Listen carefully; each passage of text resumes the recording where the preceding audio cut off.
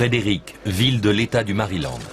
Plus de 40 ans après sa mort, on exhume le corps du docteur Frank Olson, un scientifique ayant travaillé à la CIA. Son fils, Eric, est convaincu qu'il a été exécuté par des agents du gouvernement américain pour avoir voulu quitter l'agence de renseignement. Le docteur Frank Olson était un spécialiste de l'anthrax et autres armes biologiques. Ses travaux étaient classés secret défense.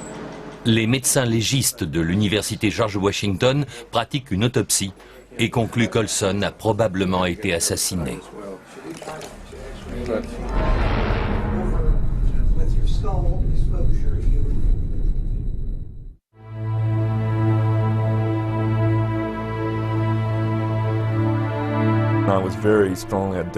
Je m'identifiais énormément à lui. Je l'adorais. C'est la seule raison pour laquelle je me suis lancé dans cette croisade. Je veux savoir ce qui lui est arrivé.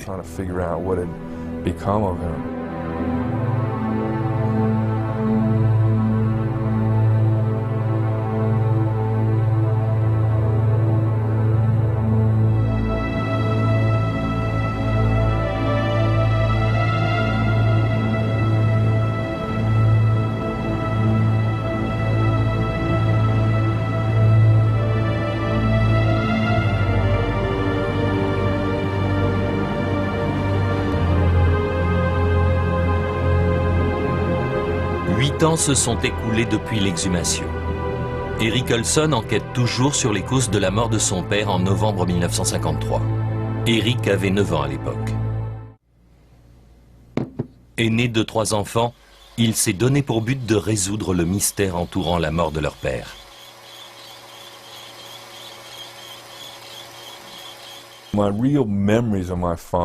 J'ai très peu de souvenirs de mon père. Ils sont confus, car le traumatisme causé par sa mort en a effacé beaucoup. Les circonstances de sa mort restent obscures et tabous. C'était un sujet dont personne ne voulait parler. Eric Olson s'est installé dans la maison que son père a fait bâtir à Frédéric en 1950. À cette époque, Frank Olson était l'un des biochimistes responsables du centre de recherche sur les armes biologiques de l'armée américaine, situé non loin. Les lettres piégées à l'anthrax qui ont fait 5 morts et contaminé plusieurs personnes l'obsèdent chaque jour. Y a-t-il un lien entre la mort de son père, plusieurs décennies auparavant, et les actes de terrorisme actuels ?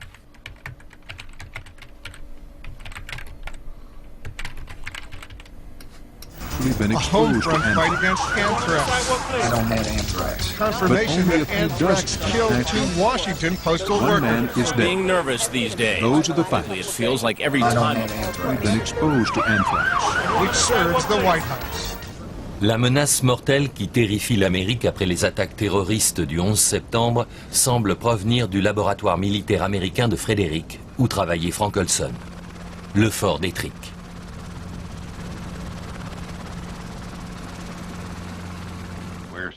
Ce laboratoire d'armes biologiques a été fondé en 1943. À l'époque, les Américains craignent que Hitler n'utilise un virus ou une bactérie contre les troupes alliées. Ils produisent rapidement un masque à gaz et des armes à l'anthrax pour pouvoir riposter. Mainly protective masks and clothing that resist bacteria. Capitaine d'armée, le docteur Frank Olson est l'un des premiers chercheurs du fort d'Ettrick. Il travaille avec Norman Cournoyer. Tous deux deviennent amis. Leurs premiers fils respectifs naissent en 1944 à quelques jours d'écart.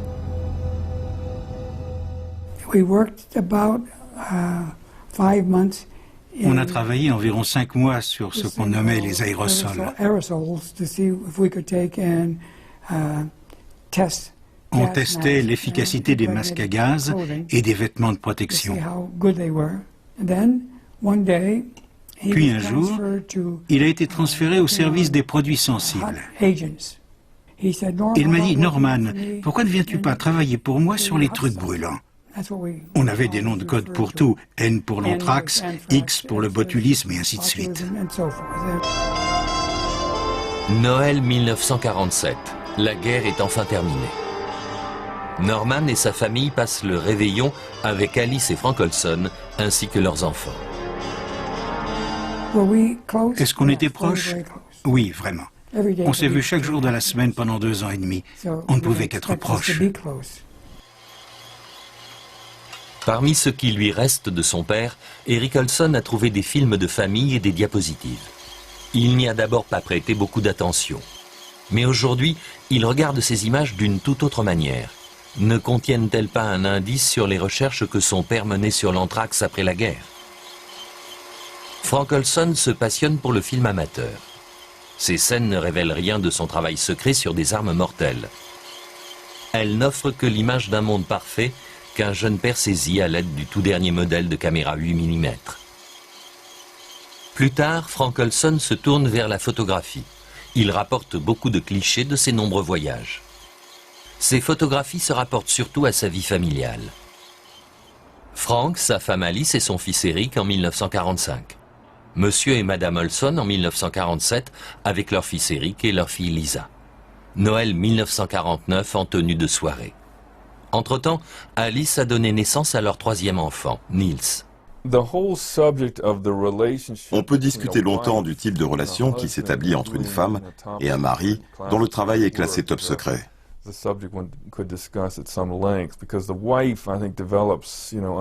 La femme peut développer une étrange manière intuitive d'interpréter les non-dits, et elle connaît les limites de ce qu'elle peut demander.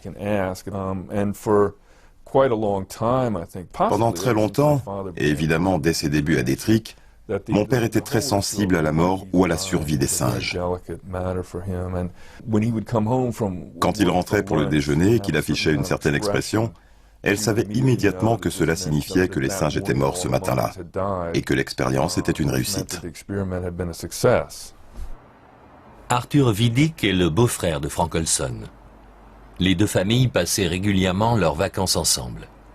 Vidic se rappelle Frank Olson comme un patriote américain travaillant avec enthousiasme pour le programme militaire d'armement biologique. Il croyait à ce qu'il faisait. Il sentait que le travail qu'il effectuait au centre de Frederick était important pour les États-Unis. Il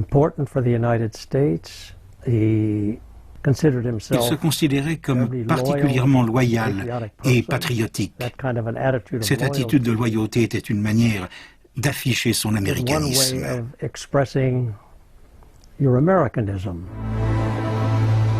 Le docteur Frank Olson a travaillé dans le laboratoire militaire américain d'armement biologique pendant 10 ans exactement, lorsqu'il meurt à New York, à l'aube du 28 novembre 1953.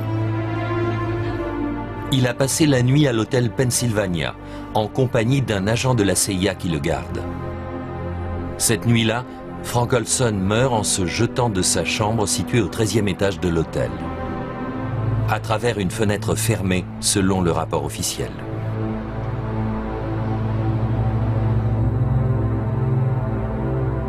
Niels, le plus jeune des enfants Olson, a raturé l'article de presse au crayon rouge.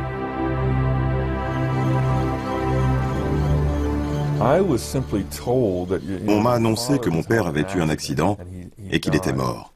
On m'a seulement dit qu'il était tombé ou qu'il s'était jeté par une fenêtre. Je me souviens très bien que cela m'avait totalement abasourdi.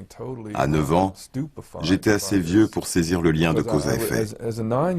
Et je ne parvenais pas à comprendre ce que signifiait tomber par la fenêtre. Comment peut-on tomber par une fenêtre au milieu de la nuit? Qu'est-ce que cela veut dire? Eric ne comprend pas. Pour sa mère, la mort de son père devient un tabou.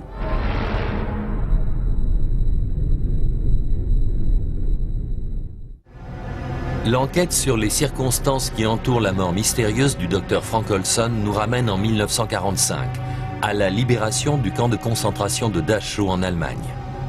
Les troupes américaines découvrent les cadavres de centaines de prisonniers qui ont été assassinés ou sont morts de faim. De nombreux survivants racontent aux Américains les terribles expériences menées par les médecins du camp à l'aide de germes pathologiques et de diverses drogues. Quelques semaines plus tard, l'élite des chercheurs de l'Allemagne nazie est arrêtée et interrogée par des officiers américains dans le château de Kranzberg, au nord de Francfort. C'est l'opération Dustbin, ou opération poubelle.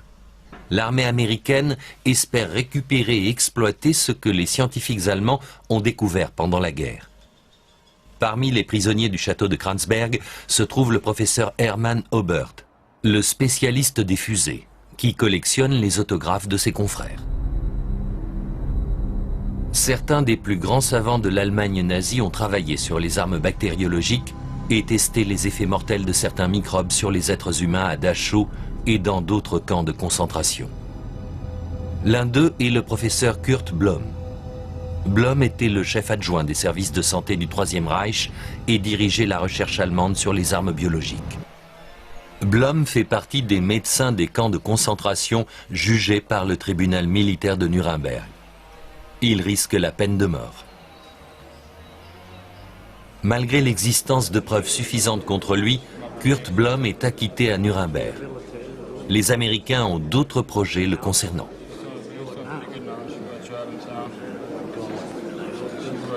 Ich habe hier in aller Offenheit bekannt, dass ich ein überzeugter Nationalsozialist und Anhänger Adolf Hitlers gewesen bin. Toute personne ayant travaillé sur les armes biologiques nous intéressait. Les nazis voulaient-ils en faire usage? Oui, bien sûr, ils voulaient utiliser tout ce qui pouvait tuer. Tout. Les Américains épargnent à Kurt Blom, qu'on voit ici à gauche, la mort par pendaison. En retour, il leur fournit des informations sur le programme d'armement biologique nazi. L'un des spécialistes qui interroge Blom s'appelle Donald Falconer. C'est un ami et un collègue de Frank Olson. Falconer est responsable de l'élaboration des bombes à l'anthrax. Aujourd'hui, plus de 50 ans plus tard, Donald Falconer vit dans une maison de retraite, non loin de Frédéric.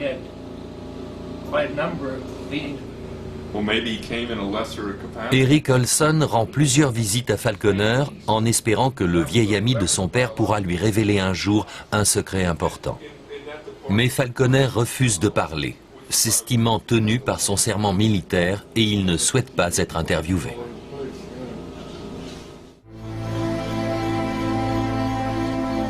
Dans l'un des films de son père, à la suite d'une séquence sur son grand-père, Eric découvre des images qui dévoilent un vol secret d'épandage sur des cultures ayant lieu en 1947. Grâce aux découvertes de Blom et des autres scientifiques nazis, les Américains expérimentent des maladies artificielles capables de détruire les récoltes. Après cette brève séquence, on retrouve des images des enfants. Au même moment, à Fort Detrick, on développe un gigantesque programme d'armement bactériologique à base de spores d'anthrax qui s'avère très résistant et parfaitement adapté à une guerre biologique. L'anthrax est cultivé dans ce bâtiment, puis placé dans des bombes. Les Américains se sentent menacés par l'arsenal biologique soviétique. Si la guerre froide dégénérait, ils pourraient utiliser des bactéries mortelles comme armes. L'armée exige un armement capable d'y faire face. Frank Olson participe avec l'armée de l'air aux essais des germes sur le terrain. Il se rend par exemple dans l'île d'Antigua, dans les Caraïbes. On mène ces essais pour vérifier la propagation des épidémies en conditions réelles. La plupart des tests sont menés dans les Caraïbes et dans la toundra d'Alaska. Il n'implique que des bactéries relativement inoffensives, mais certains essais sont pratiqués avec de vrais agents infectieux surnommés les trucs brûlants. On n'utilisait pas l'anthrax, mais le Bacillus globigii, qui est une spore très similaire.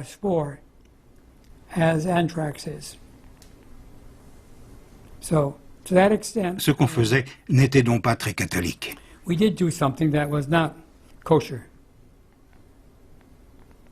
On en retrouvait partout.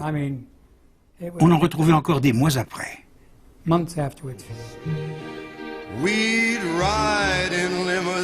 En mission secrète en Californie, Olson et son équipe remontent la côte Pacifique à bord d'une décapotable jaune pour préparer une expérience prévue dans la baie de San Francisco.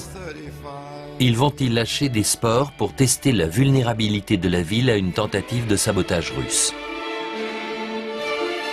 Menant la belle vie en apparence, Frank Olson se plie difficilement aux règles. Son attitude non conformiste semble en contradiction avec son travail pour l'armée. En octobre 1949, on suspecte Olson d'avoir divulgué des secrets d'État. Les services de renseignement militaire l'interrogent. Olson s'est montré passablement agacé par la conduite de l'interrogatoire durant l'entrevue. Cette attitude paraît lui être familière selon les personnes qu'il a rencontrées à Detrick. Olson s'est violemment opposé au contrôle des recherches scientifiques, qu'elles soient militaires ou autres, et à la supervision de ses travaux. Il n'obéit pas aux ordres et a eu de nombreuses altercations avec la police militaire. Il était très ouvert et ne craignait pas de dire ce qu'il pensait, bien au contraire. Il s'en fichait. Frank Olson n'y allait pas de main morte. Je crois que c'est ce qui leur faisait peur, j'en suis certain. Il n'hésitait pas à parler. Est-ce que c'est ce qu'il a perdu? C'est possible.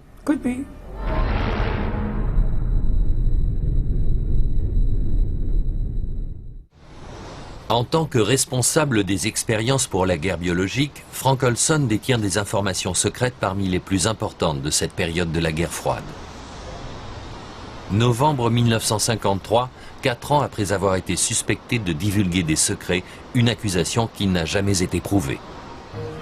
Lors d'un voyage à New York, Olson est accompagné par un agent de la CIA qui ne le quitte pas d'une semelle et le surveille en permanence. Olson et cet agent prennent une chambre dans le célèbre hôtel Pennsylvania. Que viennent-ils faire à New York? Le directeur de l'hôtel se nomme Armand Pasteur. Il y travaille cette nuit-là quand Olson tombe du 13e étage et atterrit sur le trottoir devant l'hôtel. Il gisait là en me regardant droit dans les yeux. Il essayait de parler, les yeux grands ouverts, mais il y avait du sang partout. Il saignait du nez, du sang coulait de ses yeux et de ses oreilles. Un os sortait de son bras gauche, saillant vers le haut. Je tentais de lui parler, mais nous ne communiquions pas vraiment parce que je ne parvenais pas à comprendre ce qu'il disait. Puis il est mort. Pastor prévient la police et les accompagne au 13e étage.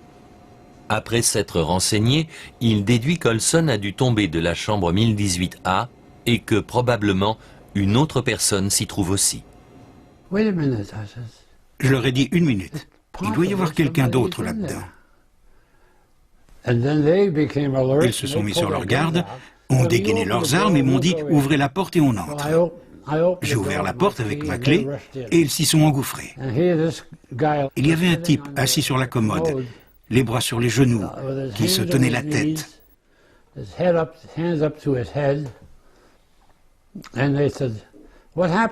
Les flics lui ont demandé « Que s'est-il passé ?» Il a répondu « Je ne sais pas. J'ai juste entendu un bruit de verre brisé et en regardant par la fenêtre, j'ai vu Frank Olson allongé sur le trottoir. » L'agent de la CIA déclare qu'il s'est endormi rapidement et qu'il n'a pas entendu Olson se lever. Il n'a aucune explication pour ce suicide. Il n'a rien d'autre à ajouter. Il ne fait aucune déclaration concernant le motif de leur présence à tous deux à New York. L'enquête est rapidement close. Personne ne s'intéresse à l'appel téléphonique émis depuis la chambre d'Olson immédiatement après sa mort. Le standardiste a dit qu'il y avait eu un appel depuis cette chambre. Je lui ai demandé « Qu'est-ce qui a été dit ?» Elle a répondu « L'homme dans la chambre a appelé ce numéro à Long Island et a dit « Il est parti ». Et à l'autre bout, un homme a répondu « Tant pis ». Et ils ont raccroché tous les deux. L'agent de la CIA faisait-il son rapport en indiquant qu'il avait résolu le cas Frank Olson ce soir-là à l'hôtel Pennsylvania? Eric Olson à New York. Cela fait des années maintenant qu'il cherche des témoins susceptibles de l'éclairer sur la mort de son père qu'il considère comme un assassinat perpétré par la CIA. Il veut en connaître le mobile. Le gouvernement craignait-il que Frank Olson ne divulgue des secrets d'État? Les récentes attaques terroristes à l'anthrax sont un véritable choc pour Eric. Confirmation that anthrax killed 2 Washington postal One man workers. is Being dead. nervous these days. Those are the It facts. feels like every I don't time. have anthrax. We've been exposed to anthrax. Which serves the White House. Eric se pose de nombreuses questions. Le terroriste à l'anthrax était-il américain? Est-ce pour cela qu'on ne l'a pas attrapé? Parce qu'il connaît un secret que nul ne doit apprendre. Un secret que son père connaissait aussi. Dans la banlieue de New York, Eric Olson rencontre un vétéran de longue date de la CIA, Ike Feldman. Dans les années 50, il travaillait à la police des stupéfiants, du moins officiellement. Bien que Feldman n'ait jamais rencontré personnellement le père d'Eric, il détient quelques informations sur les circonstances de sa mort. Mes sources proviennent directement de la police de New York, d'agents du bureau des narcotiques et de la CIA. Tous affirment la même chose.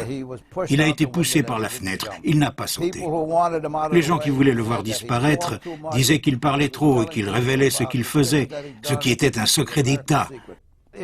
Quand quelqu'un travaille à ce niveau de confidentialité sur un secret d'État et qu'il le divulgue à ceux qui devraient l'ignorer, il n'y a qu'une solution, le tuer.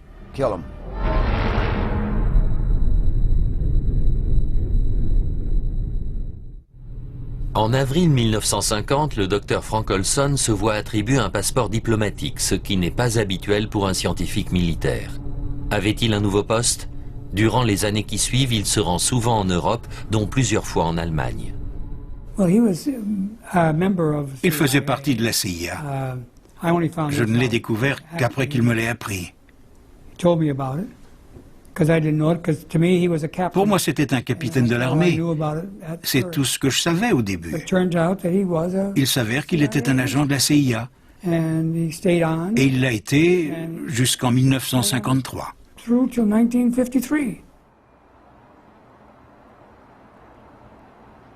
Parmi les diapositives de Frank Olson, des photographies prises à Francfort et à Heidelberg. Ces villes abritent les plus importantes installations de l'armée américaine en Allemagne. On trouve aussi une photo du quartier général top secret de la CIA en Allemagne, situé dans les bâtiments de IG Farben, au cœur de Francfort.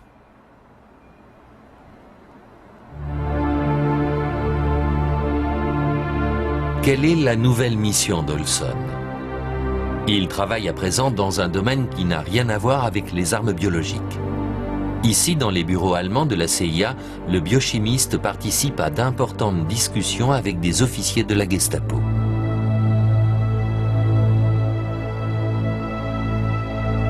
Il fréquente de plus en plus d'autres agents de la CIA, dont un certain John McNulty. Il est lié à un projet top secret prônant le recours aux produits chimiques, aux drogues et à la torture sur les êtres humains en vue de briser leur volonté et de les soumettre. Le lavage de cerveau. Le nom de code de cette opération, Artichaut. L'équipe souhaiterait pouvoir appliquer les techniques du projet Artichaut sur des individus dont la loyauté est douteuse, sur des agents suspects ou des espions et des sujets ayant toute raison de mentir.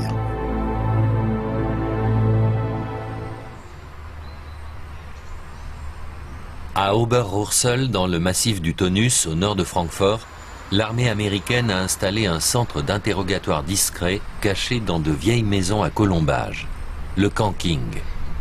Au début, on y garde principalement des agents soviétiques et des transfuges d'Allemagne de l'Est que la CIA considère comme des espions communistes. Des équipes spéciales, surnommées les durs à cuire, interrogent les prisonniers. Au sortir de la guerre, les Américains recrutent l'ancien SS Franz Gaidosch pour tenir le bar du mess des officiers du camp King. Pendant l'année 1962, dans le centre d'interrogatoire top secret, Gaidosch croise parfois un autre Allemand, le professeur Kurt Blom. Pendant longtemps, Blom a été le médecin de Camp King. Il en dirigeait aussi la clinique. Bien qu'ancien médecin dans un camp de concentration, Il était le protégé des Américains. Il menait des expériences. Le passé de Blum ne perturbe guère les officiers américains qui mènent la belle vie au camping. L'ancien médecin des camps de concentration se doutait-il qu'il mettait son expérience au service de leur propre expérimentation sur des êtres humains? Un conseiller de la CIA prépare les expériences du projet Artichaut dès le début septembre 1951. À Oberursel, on évoquait de plus en plus les signes et les symptômes de l'usage de drogue. On devait s'intéresser à l'utilisation de drogue générant l'amnésie. Bien sûr, leur méthode était inhumaine. Ils exerçaient beaucoup de pression. Il existe de nombreux moyens pour briser les gens. Au Camp King, tout le monde connaissait les durs à cuire. Ils tentaient de vous arracher par tous les moyens ce que vous ne vouliez pas révéler.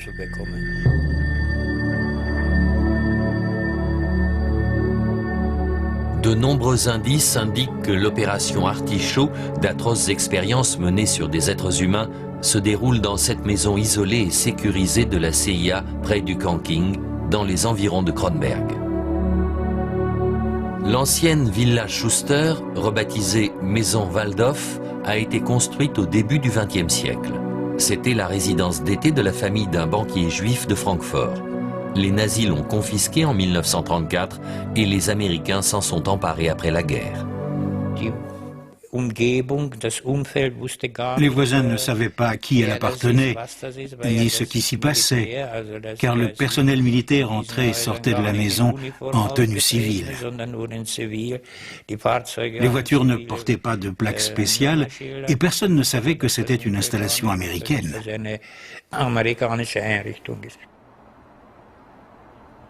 En juin 1952, dans la maison Waldhof, la CIA entame des expériences sur le lavage de cerveau à l'aide de nombreuses drogues, d'hypnose et probablement de torture. L'un des documents top secrets évoque un agent russe gavé de médicaments.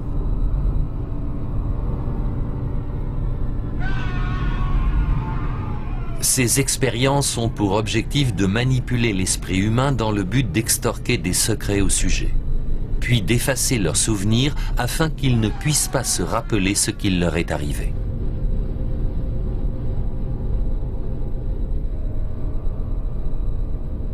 Le docteur Frank Olson arrive à Francfort le 12 juin 1952 en provenance de l'aéroport militaire de Hendon près de Londres. Il quitte la région Rhin-Main 3 jours plus tard, le 15 juin. Le 13 juin, des expériences sont menées sur le patient numéro 2, un homme suspecté d'être un agent double soviétique. Je l'ai senti perturbé après un retour d'Allemagne. Il est rentré et m'a dit « Norman, on n'a jamais parlé de cela, mais on est tous les deux des adultes. Et je peux te dire que c'était effroyable. » Il a ajouté « Tu serais sidéré par les techniques qu'ils emploient. Ils font parler les gens. Ils leur font un lavage de cerveau. Ils utilisent toutes sortes de drogues et de tortures. » Les expériences que la CIA mène sur des êtres humains s'inspirent de celles des nazis sur les drogues dont ils ont pris connaissance à la libération du camp de concentration de Dachau. Ils utilisaient des nazis, des prisonniers, des Russes, et ils se fichaient de savoir s'ils survivraient ou pas.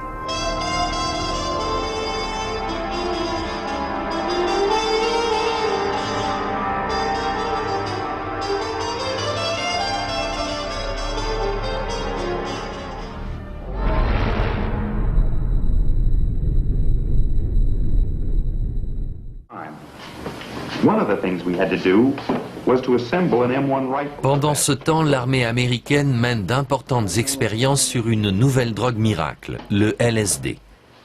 Ici, par exemple, on demande à un soldat d'assembler un fusil sous l'effet de l'hallucinogène. Les expériences de l'armée sur le LSD se déroulent sur le campus du département chimique de l'arsenal d'Edgewood.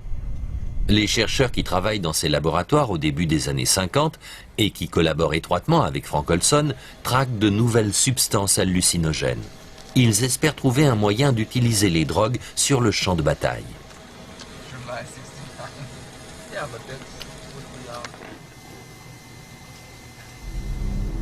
Le docteur Fritz Hoffmann, un chimiste de l'ex-Allemagne nazie, a été recruté quelques années plus tôt pour accélérer la recherche sur de nouvelles substances altérant le comportement. Immédiatement après la guerre, il courtise les Américains pour obtenir un poste aux États-Unis. À cette époque, les États-Unis s'intéressaient aux drogues capables de modifier l'humeur du sujet, depuis le LSD jusqu'au benzylate de quinuclidinyle et tous les autres psychotropes.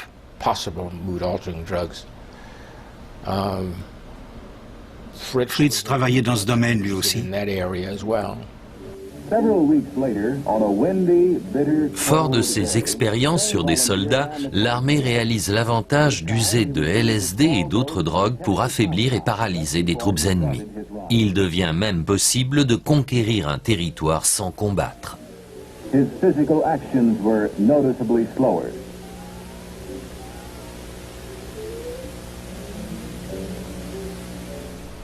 Peu après, la CIA commence à mener ses propres expériences sur le LSD dans Bedford Street, dans le quartier new-yorkais bohème de Greenwich Village.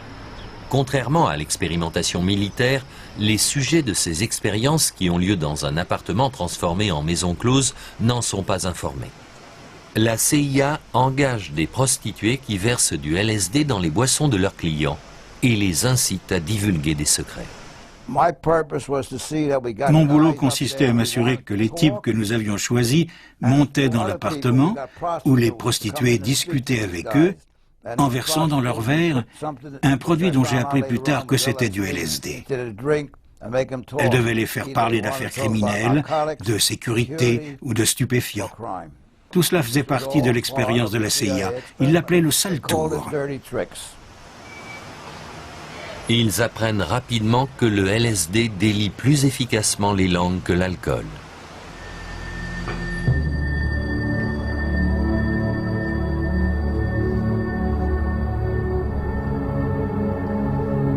Le lac Deep Creek, dans le Maryland, à 3 heures de route de Washington. Le service de la CIA qui dirige l'opération Sale Tour se réunit dans une maison de vacances isolée au bord du lac avec 10 de ses chercheurs en novembre 1953.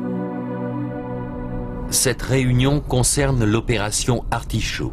Selon l'invitation officielle, il s'agit d'une conférence de journalistes sportifs. Mais en réalité, les participants, dont Frank Olson, sont soumis au LSD. L'une des boissons est droguée. La CIA affirmera qu'elle menait une sorte d'essai interne sans que les cobayes ne le sachent. Je ne crois pas ce qu'on a dit, qu'il a été drogué parce qu'il était un agent de la sécurité. Il a été drogué parce qu'il parlait trop. Lorsque plus tard, Frank Olson apprend la réalité de cette expérience, il comprend immédiatement ce que cela signifie. Ils l'ont interrogé. Il est rentré le vendredi soir et il a passé tout le week-end dans cette maison avec ma mère, mon frère, ma sœur et moi. Mes parents sont restés assis sur ce canapé pendant une grande partie du week-end. C'était au mois de novembre et il y avait beaucoup de brouillard. Il restait assis en se tenant les mains à regarder le brouillard par la fenêtre. Puis, il lui a expliqué qu'il avait commis une terrible erreur. La CIA envoie Olson à New York en compagnie d'un agent. Un docteur travaillant pour les services secrets les rejoint dans leur hôtel et lui administre des médicaments. Frank Olson est devenu un risque pour la sécurité de la nation, mais il semble que la CIA a déjà trouvé une solution. «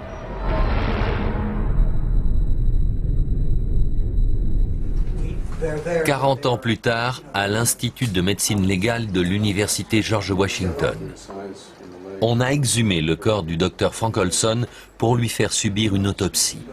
Eric veut savoir, une fois pour toutes. Il s'avère que les résultats de la première autopsie effectuée en 1953 à New York ont été falsifiés.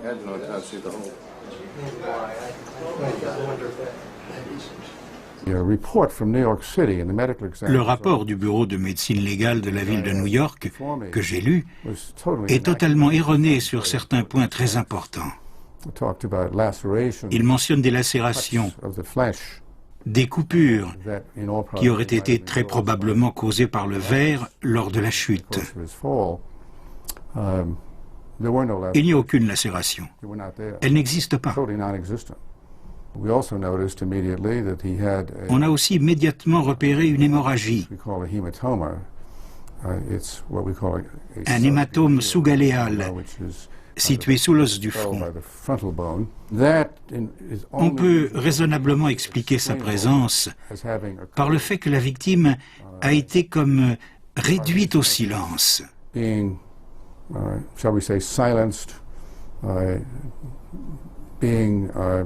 On l'a rendu impuissant à se défendre pour pouvoir le jeter par la fenêtre. Stars organise une visite à l'hôtel Pennsylvania en présence d'Armand Pastor, le directeur qui a découvert Frank Olson cette nuit-là. Puis, il tire ses conclusions. Je crois, comme certains membres de mon équipe, pas tous, mais certains d'entre eux, qu'il s'agit d'un homicide. Cela sous-entend que Frank Olson a d'abord reçu un coup délibéré, puis qu'il a été jeté par la fenêtre ouverte de l'hôtel. Quelques mois avant ce meurtre, la CIA avait édité ce guide de l'assassinat, un manuel destiné à apprendre aux agents à tuer sans laisser de traces. Il y est écrit: l'accident le plus convaincant dans le cas d'un assassinat est une chute de 23 mètres ou plus sur un sol dur. Dans certains cas, il sera nécessaire d'assommer ou de droguer le sujet avant de le jeter dans le vide.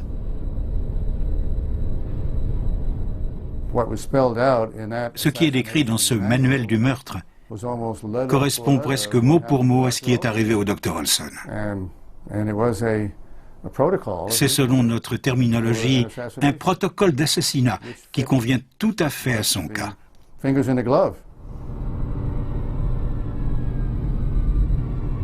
Est-ce réellement un meurtre? Et pour quel motif? Pourquoi Olson a-t-il dit avoir commis une terrible erreur? Il vous manque un élément, et je ne suis pas certain de pouvoir vous en parler. En fait, il était impliqué dans tout cela, et ça ne lui plaisait pas du tout. Mais il ne pouvait rien y faire. Il faisait partie de la CIA, et il fallait aller jusqu'au bout. Été 1953. Frank Olson et son beau-père coupent un arbre. Puis la famille se rend en vacances au lac Tupper, comme tous les ans, avec Arthur Vidic, sa femme et ses enfants. Tout semble se passer comme d'habitude, mais les apparences sont trompeuses. Frank est inquiet et il tente de se confier à son beau-frère, Arthur.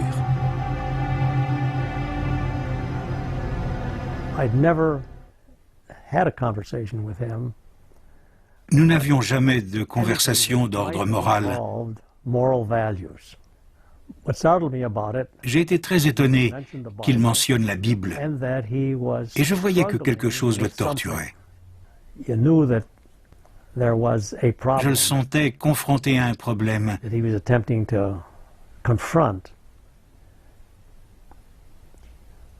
Mais je ne savais pas quel était ce problème. Je me souviens parfaitement de son visage. Il était tendu, d'une manière que je n'avais jamais vue auparavant. Pendant que la famille goûte aux joies estivales sur le lac, Frank se replie sur lui-même. Ma mère se souvenait aussi que mon père était devenu irritable cet été-là. Elle avait compris qu'il traversait une sorte de crise. Elle voyait qu'il ne dormait pas bien, qu'il ne parvenait pas à être en paix. Il était agité, s'inquiétait pour tout. De temps en temps, il parlait de quitter Détrick, d'abandonner son travail et de suivre des études de dentiste. Elle l'encourageait à le faire si c'était ce qu'il désirait.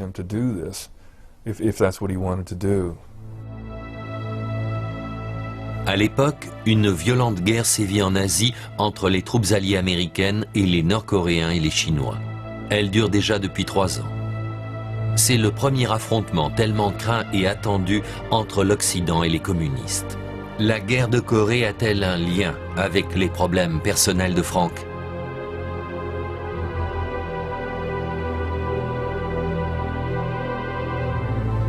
Il possède toujours un bureau à Fort Detrick, dans le centre militaire d'armement biologique. Dans le même temps, il travaille pour la CIA. Les tâches du service dévolues à l'expérience Saltour, installée dans le bâtiment 1412, incluent le lavage de cerveau, l'usage des drogues et de la torture, ainsi que le meurtre commis à l'aide de poisons ou de bactéries. Le 17 juillet 1953, Olson fête son 43e anniversaire avec des amis. Quelques jours plus tard, il effectue le dernier voyage de sa vie. Il emporte sa caméra avec lui. Premier arrêt, Londres. Première séquence, Big Ben et une parade sur le Mall. Puis direction Paris. Près de la Tour Eiffel, voici ses deux collègues de la CIA assis à une terrasse de café admirant les jolies Françaises. Sur la gauche, John McNulty. Paris, Londres, Stockholm. C'est ce que Frank note sur la boîte du film. Il semble à Eric, son fils, qu'il découvre pour la première fois les dernières images de son père. Puis soudain, une vue des ruines du Reichstag près de la porte de Brandebourg et du mémorial soviétique des victimes de la Seconde Guerre mondiale. Frank Olson se rend donc aussi à Berlin en ce début d'août 1953.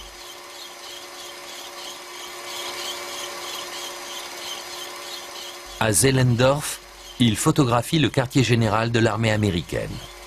Frank Olson est-il sur une mission secrète artichaut? À cette époque, on interroge plusieurs agents communistes de haut rang à Berlin. Quelques semaines seulement après le soulèvement civil dans le secteur soviétique, la ville morcelée subit une période de fortes tensions politiques et militaires.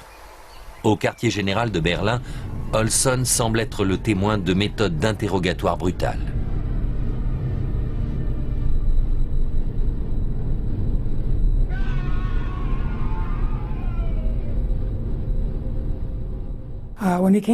La dernière fois qu'il est revenu d'Allemagne, il semblait avoir changé. Il m'a dit, je crois que je peux te dire ce que je ne peux pas révéler aux autres, parce que c'est toujours top secret.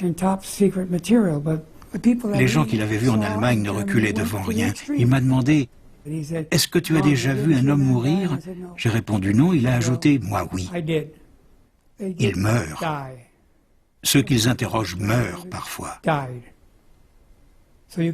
On peut donc imaginer le genre de traitement réservé à ces gens.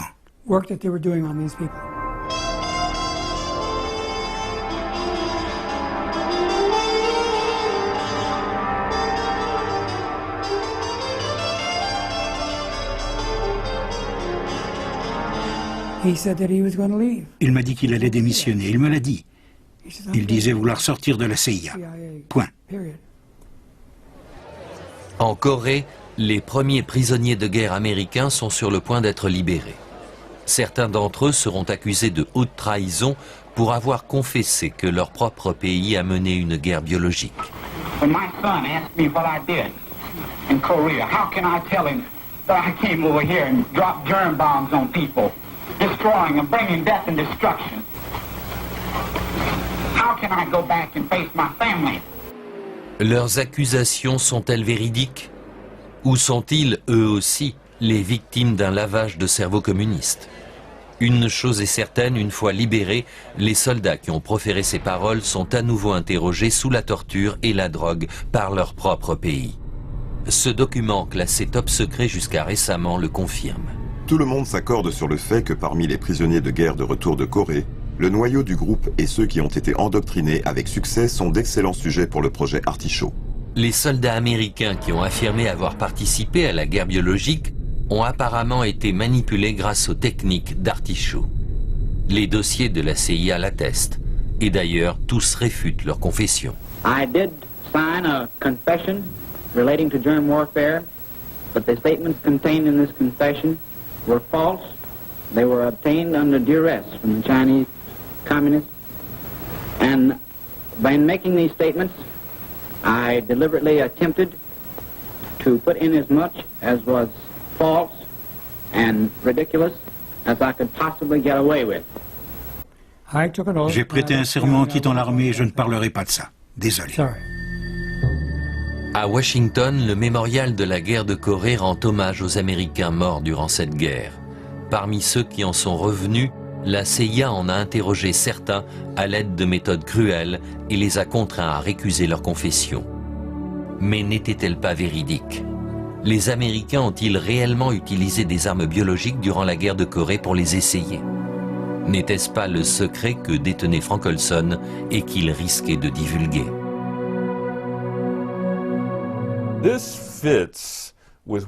Cela correspond à ce que ma mère m'a toujours dit. Ton père était très préoccupé par la Corée. Puis un des collègues de mon père m'a avoué, l'année dernière seulement, que mon père avait compris qu'ils utilisaient des armes biologiques en Corée. Je lui ai alors posé la question des confessions faites par les soldats américains sur l'existence de ces armes et de leur prétendue utilisation par le gouvernement américain. Ces confessions qui ont été immédiatement réfutées comme étant le fruit d'une manipulation et d'un lavage de cerveau. À ce moment, le collègue de mon père m'a regardé droit dans les yeux pour que je le comprenne bien. Le lavage de cerveau n'expliquait pas tout. Est-ce que ce collègue, Norman Cournoyer, accepterait de réitérer cette affirmation devant une caméra? Il n'a jamais fait de déclaration publique sur Frank Olson ou sur la guerre biologique en Corée. Cet homme de 80 ans rendra-t-il justice à son vieil ami Frank Olson ou à son fils Eric qui intervient dans la conversation? J'ai prêté serment quand j'ai quitté l'armée des États-Unis que je ne divulguerai jamais ces choses. Vous me les avez révélés? Tu ne peux pas le prouver? Je peux le jurer? Vous me l'avez dit? Oui dire. Vous ne voulez pas en parler? Non, je n'en parle pas. Mais des gens possèdent des armes biologiques et ils les ont utilisées. Je ne dirai rien de plus. Ils les ont utilisées.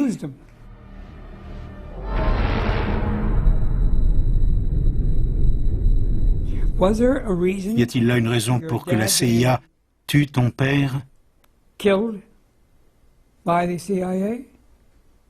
Probablement.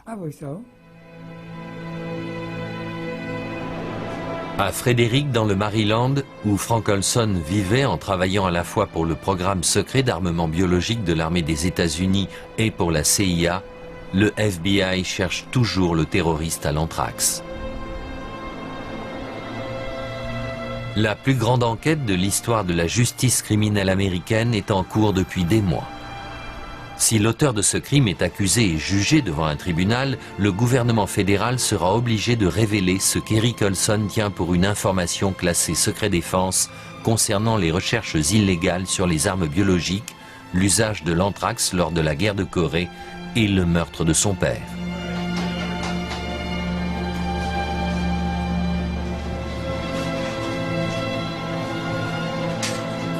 Eric vient communiquer à son ami Bruce ses dernières découvertes.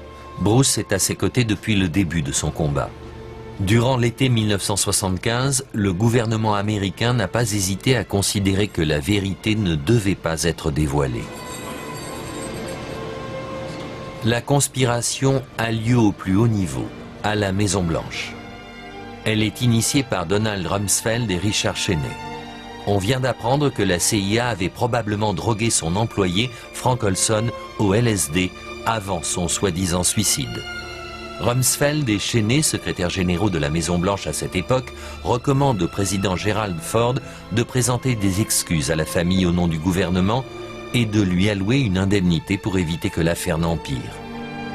Le mémo de la Maison-Blanche est libellé ainsi. Il existe un risque que nous soyons obligés de rendre publiques des informations classées secret défense devant une cour de justice ou une commission parlementaire.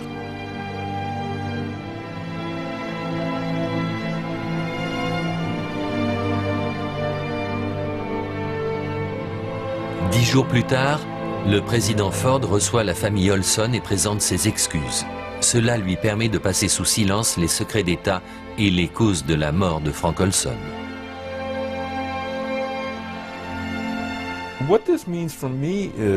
Pour moi, ça signifie que non seulement un homicide pour raison de sécurité nationale est possible, mais qu'il devient nécessaire quand un certain nombre de paramètres sont réunis. Si on effectue des travaux top secrets, qui sont potentiellement immoraux, surtout durant l'ère post-Nuremberg, et passablement illégaux, et qu'ils mettent en péril votre position de gardien de la moralité à l'échelle internationale, on se doit de posséder un mécanisme de sécurité qui comprend le meurtre.